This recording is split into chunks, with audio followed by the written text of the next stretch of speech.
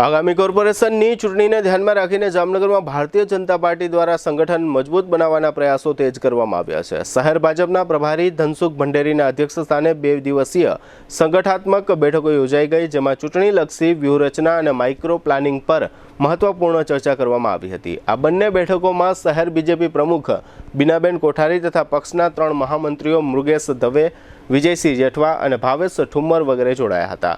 આ બેઠકોની શરૂઆત 8 માર્ચના રોજ શહેર ભાજપના કાર્યાલય ખાતે યોજાયેલી બેઠકથી થઈ હતી, જેમાં શહેર સંગઠનના હોદ્દેદારો સાથે બેઠક યોજી સંગઠનની વર્તમાન સ્થિતિની સમીક્ષા કરવામાં આવી હતી।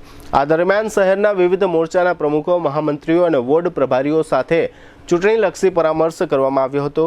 પ્રત્યેક વોર્ડની ભૌગોલિક અને રાજકીય સ્થિતિ અંગે વિગતવાર માહિતી મેળવી આગામી ચૂંટણી માટેની વ્યૂહરચના તૈયાર કરવા પર ભાર મૂકવામાં આવ્યો હતો।